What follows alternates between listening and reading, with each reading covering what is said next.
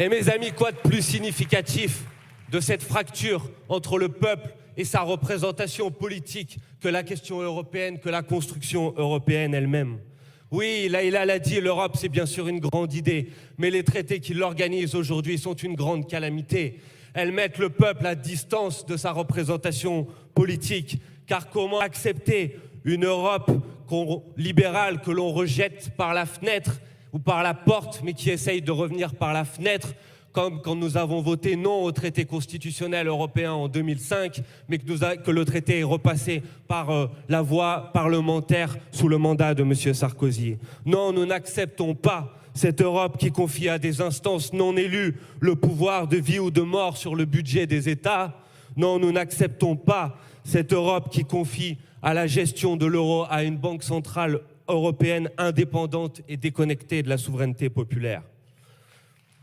Merci.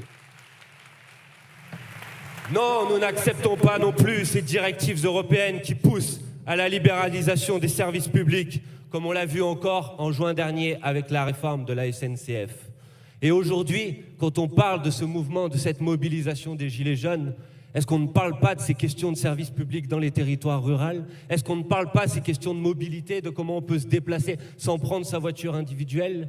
Est-ce que ce mouvement des Gilets jaunes n'a pas de rapport avec les questions européennes, avec ces directives qui nous imposent la libéralisation des services publics, avec ces directives et ces règles européennes qui nous poussent à réduire le droit social, qui nous poussent à baisser les salaires, qui nous poussent à rendre la vie toujours plus difficile pour celles et ceux qui ne peuvent pas faire autrement que de prendre leur voiture pour aller amener les enfants à l'école, pour aller à la crèche, pour aller au travail?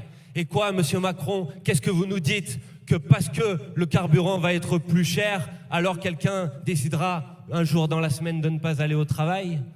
Un jour dans le mois de ne pas amener les enfants à l'école ou à la crèche?